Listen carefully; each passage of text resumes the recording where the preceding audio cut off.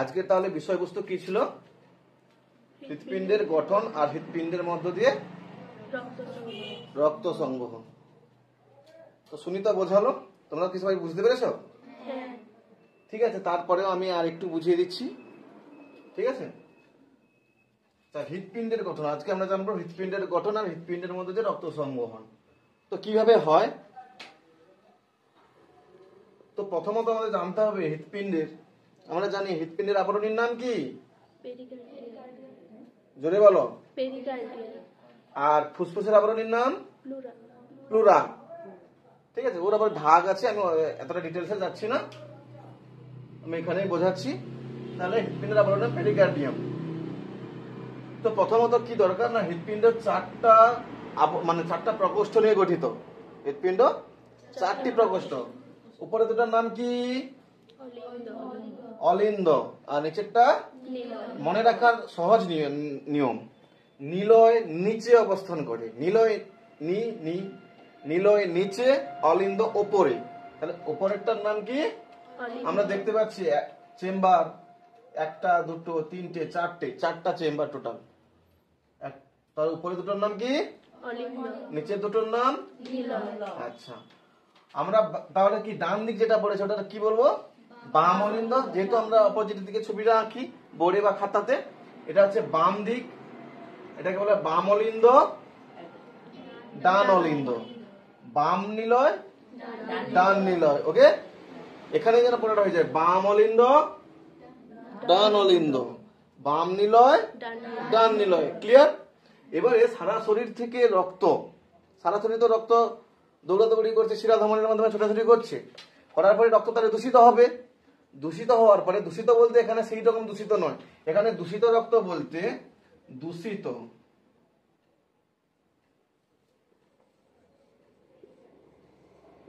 দূষিত রক্ত মানে কি? CO2 যুক্ত রক্ত, কার্বন ডাই অক্সাইড। দৌড়াদৌড়ি করে কার্বন ডাই অক্সাইড মিশে যায়।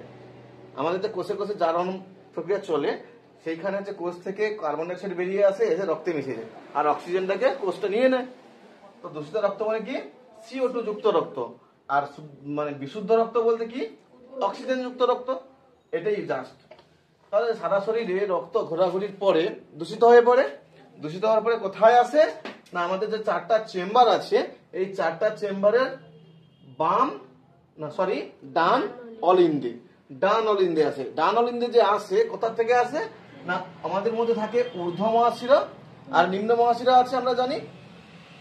এই ঊর্ধ্ব ও নিম্ন মহাশিরার মাধ্যমে, আমাদের যেখানে আমাদের হৃৎপিণ্ড থাকে তার আপার পার্ট, উপরের যে পার্ট, সেখান থেকে ঊর্ধ্ব মহাশিরার মাধ্যমে এবং নিম্ন মহাশিরার মাধ্যমে হৃৎপিণ্ডের নিচের যে পার্ট গুলো আছে, আমাদের অংশগুলো আছে, সেখান থেকে নিম্ন মহাশিরার মাধ্যমে দূষিত রক্ত কোথায় আসে? ডান অলিন্দে। যেন এখানেই যেন পড়াটা হয়ে যায়, এইভাবেই পড়ো। ডান অলিন্দে আসে। ডান অলিন্দে যখন রক্ত এসে জমা হয়, তখন ডান অলিন্দটা ফুলে উঠবে না সংকুচিত হবে? প্রসারিত হবে না সংকুচিত হবে? কারণ রক্ত আসছে মানে প্রসারিত হবে। ঠিক আছে, যখন এই হৃৎপিণ্ডের প্রসারণকে, অলিন্দের প্রসারণকে কি বলা হয়? ডায়াস্টোল। কি বলা হয় প্রসারণকে? ডায়াস্টোল। এখানে ডায়াস্টোল হলো মানে সারা শরীর থেকে রক্ত ঊর্ধ্ব ও নিম্ন মহাশিরার মাধ্যমে দূষিত রক্ত, অর্থাৎ কার্বন ডাই অক্সাইড যুক্ত রক্ত, এগুলো সব ডান অলিন্দে এসে জমা হয়, তখন ডান অলিন্দের ডায়াস্টোল। আর সিস্টোল মানে সংকোচন, এখানেও মিল আছে। সংকোচন সিস্টোল, সংকোচন এইভাবে মনে রাখতে পারো। তাহলে তখন এটা ফুলে উঠবে, প্রসারিত হবে, তখন হচ্ছে কি? ডান অলিন্দের ডায়াস্টোল। এইবারে ডান অলিন্দের ডায়াস্টোলের পর কি হয়? রক্তটা জমা হয়ে গেল, যতটা তার ধারণ করার ক্ষমতা। তারপর কি করে? ডান নিলয়ে আসে। একটা চেম্বার থেকে আরেকটা চেম্বার, আমরা যেমন একটা রুম থেকে আরেকটা রুমে গেলে কি দরকার হয়? দরজা থাকে। এখানে কপাটিকা থাকে। এখানে কি থাকে? এখানে দরজার মতন কপাটিকা থাকে। ডান অলিন্দ যখন সংকুচিত হয়, তখন রক্তটা কোথায় যাবে? এই কপাটিকার মাধ্যমে, কি কপাটিকা, এটার নাম হচ্ছে ত্রিপত্র কপাটিকা। কি কপাটিকা? ত্রিপত্র কপাটিকা বা ট্রাইকাস্পিড ভালভ। কি বলা হয়? ট্রাইকাস্পিড ভালভ বা ত্রিপত্র কপাটিকা। মনে থাকবে? এই ত্রিপত্র কপাটিকার মাধ্যমে কোথায় আসবে? ডান নিলয়ে। তাহলে দূষিত রক্ত ঊর্ধ্ব ও নিম্ন, আমি আবার একবার রিপিট করছি, দূষিত রক্ত ঊর্ধ্ব ও নিম্ন মহাশিরার মাধ্যমে কোথায় এলো? কারেক্ট, ডান অলিন্দ থেকে। কার মাধ্যমে? এটা ত্রিপত্র বা ট্রাইকাস্পিড ভালভের মাধ্যমে কোথায় এলো? ডান নিলয়। এবার কি হয়, এই ডান নিলয় থেকে রক্ত আবার যখন ডান নিলয়ের সংকোচন হবে, মানে সিস্টল হবে, তখন রক্ত কি আর থাকতে পারবে এখানে? তখন ফুসফুসীয়, এটার নাম কি হবে? রক্ত বেরিয়ে যাচ্ছে। আমরা দেখলাম শিরার মাধ্যমে রক্ত এলো, তাহলে আমরা এখানে শিরা ধমনীর সংজ্ঞাও দিতে পারি। কি সংজ্ঞা? না, সারা শরীর থেকে রক্ত, যে রক্তবাহের মাধ্যমে হৃৎপিণ্ডে আসে তাকে বলা হয় শিরা। আর ধমনী যাকে বলে, না, হৃৎপিণ্ড থেকে রক্ত যখন সারা শরীরে ছড়িয়ে পড়ে যে রক্তবাহের মাধ্যমে, তাকে বলা হয়, সেই রক্তবাহকে কি বলা হয়? ধমনী। ক্লিয়ার হয়েছে? শিরা ধমনী, এখানে শিরা ধমনীর কনসেপ্ট ক্লিয়ার। তো এখান থেকে রক্তটা বেরিয়ে যাচ্ছে, বেরিয়ে কোথায় যাবে? ফুসফুসে যাবে, মানে হৃৎপিণ্ড থেকে বেরিয়ে যাচ্ছে। তাহলে এটার নাম কি হবে? যেহেতু ফুসফুসে যাচ্ছে, এই জন্য এর নাম হচ্ছে ফুসফুসীয় ধমনী। কি ধমনী? ফুসফুসীয় ধমনী। এখানে আরো একটা মজার জিনিস আছে। আমরা দেখলাম কি ধমনীর মাধ্যমে, তাহলে শিরার মাধ্যমে দূষিত রক্ত মানে প্রবেশ করে, দূষিত রক্ত শিরা বহন করে।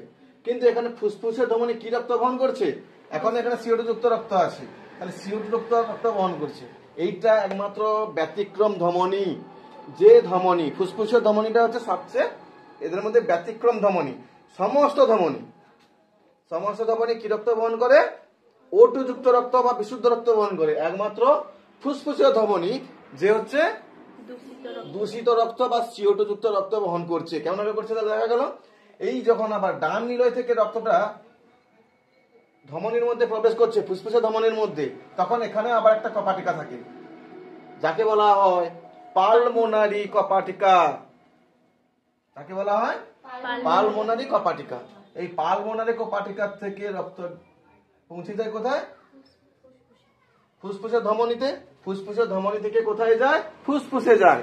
আর আমরা জানি, আমরা যখন শ্বাস প্রশ্বাস নিচ্ছি তো ক্রমাগত অক্সিজেন গ্রহণ করছি, কার্বন ডাইঅক্সাইড বের করছি, তাহলে এত অক্সিজেন কোথায় রাখছি? তাই ফুসফুসেই অক্সিজেনের পরিমাণটা বাড়ছে, ফুসফুসেই রাখছি বেশি O2। আর CO2 আমরা প্রশ্বাস, মানে নিঃশ্বাসের মাধ্যমে বের করে দিচ্ছি। আমরা নিঃশ্বাস মানে বাতাসটাকে বাইরে বের করে দেওয়া, প্রশ্বাস মানে নেওয়া। আমরা এটাকে অনেক লোক গুলিয়ে ফেলি নিঃশ্বাস প্রশ্বাসটাকে। প্রশ্বাস মানে টানা, নিঃশ্বাস মানে বের করে দেওয়া, ছাড়া। তাহলে অক্সিজেন এখানে জমা থাকছে, এবারে রক্তটা কোথায় এলো? ফুসফুসে এলো। ফুসফুসে আসার পরে এখানে হচ্ছে রক্ত থেকে কার্বন ডাইঅক্সাইড ফুসফুস নিয়ে নেয়, নিয়ে নিঃশ্বাসের মাধ্যমে বের করে দেয়। আর এখানে অক্সিজেনটা রক্তের সঙ্গে মিশে যায়, মিশে অক্সিজেনেটেড রক্ত, এটা হচ্ছে ফুসফুসীয়। তাহলে কি হবে? এটা শিরা হবে। কারণ হচ্ছে রক্ত ফুসফুস থেকে হৃৎপিণ্ডে আসছে। আমরা এখানে দেখেছি, যখন রক্ত হচ্ছে হৃৎপিণ্ডে, যে রক্তবাহের মাধ্যমে হৃৎপিণ্ডে রক্ত আসে সেটাকে শিরা বলে। এখানেও আসছে, তাহলে এটাকে শিরা বলবো। তাহলে ফুসফুসীয় শিরা, এই ফুসফুসীয় শিরা সমস্ত, দেখো এখানে আমি দেখি, এখানে আর একটা মজার বিষয়, যেটা এখানে ঊর্ধ্ব নিম্ন মহাশিরা বা শুধু শিরা, যেগুলো শিরা হয় সেগুলো কি রক্ত বহন করে? সব CO2 যুক্ত রক্ত বা দূষিত রক্ত বহন করে। কিন্তু ব্যতিক্রমী একমাত্র এই শিরা, ফুসফুসীয় শিরা, যে হচ্ছে অক্সিজেন যুক্ত রক্ত বহন করে। তাহলে দুটো ব্যতিক্রম বেরোলো। সমস্ত ধমনী শুদ্ধ রক্ত বহন করে, একমাত্র ফুসফুসের ধমনী দূষিত রক্ত বহন করে। আর এখানে দেখলাম কি সমস্ত শিরা CO2 যুক্ত বা দূষিত রক্ত বহন করে, কিন্তু ফুসফুসের শিরা O2 যুক্ত বা শুদ্ধ রক্ত বহন করে। ক্লিয়ার? তাহলে এখান থেকে ফুসফুসের মাধ্যমে রক্তটা কোথায় আসবে? ডান বাম অলিন্দে। বাম অলিন্দে এলো, বাম অলিন্দে এসে তখন বাম অলিন্দের প্রসারিত অবস্থা মানে ডায়াস্টল অবস্থা, এখানে সমস্ত রক্ত প্রবেশ করবে। এখান থেকে রক্ত কি করবে, যখন হচ্ছে বাম অলিন্দের যখন সিস্টোল হবে তখন এখান থেকে রক্ত দ্বিপত্র বা ডাইকাস্পিড ভালভ, কি দ্বিপত্র বা ডাইকাস্পিড ভালভ বলা হয়, ডাইকাস্পিড না বাইকাস্পিড, ট্রাইকাস্পিড ভালভের দ্বিপত্র কপাটিকার মাধ্যমে, ওটা একটা বলছি, দ্বিপত্র কপাটিকার মাধ্যমে কোথায় আছে, বাম নিলয়। এই বাম নিলয়ে এখন কি O2 যুক্ত রক্ত বা শুদ্ধ রক্ত এখান থেকে সংকুচিত হলো বাইকাস্পিড ভালভ বা দ্বিপত্র কপাটিকার মাধ্যমে বাম নিলয় এলো। বাম নিলয় থেকে ঝাঁকুনির মাধ্যমে এখানে পেশিগুলো বড় হয়, বেশি হয়, কারণ রক্তটা পাম্প করে তুলতে হয় এই কারণে। এখান থেকে মহাধমনির মাধ্যমে সারা শরীরে অক্সিজেনেটেড রক্ত বা শুদ্ধ রক্ত সারা শরীরে ছড়িয়ে পড়ে। ঠিক আছে, এটাই হচ্ছে রক্ত মানে হৃৎপিণ্ডের মাধ্যমে রক্ত সংবহন পদ্ধতি।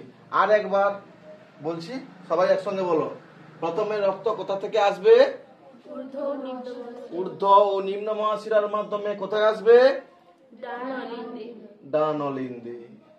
ডান অলিন্দ থেকে কোথায় যাবে, কার মাধ্যমে, ত্রিপত্র কপাটিকার মাধ্যমে ডান নিলয়। ডান নিলয় থেকে কোথায় যাবে, কার মাধ্যমে, পালমোনারি কপাটিকার মাধ্যমে ফুসফুসীয় ধমনী হয়ে ফুসফুসে পৌঁছবে। ফুসফুসে গিয়ে রক্তটা শুদ্ধ হবে, হওয়ার পরে কার মাধ্যমে, ফুসফুসীয় শিরার মাধ্যমে রক্তটা বাম অলিন্দে আসে। বাম অলিন্দর যখন সিস্টোল হবে তখন দ্বিপত্র কপাটিকার মাধ্যমে কোথায় আসে রক্ত, বাম নিলয়। বাম নিলয় থেকে এখানে আরেকটা কথা বলতে পারি, অ্যাওর্টিক কপাটিকা থেকে, এখানে যেহেতু এটা মানে ধমনী, ইংলিশ নাম অ্যাওর্টা, অ্যাওর্টিক কপাটিকার মাধ্যমে রক্ত সারা শরীরে ছড়িয়ে পড়ে।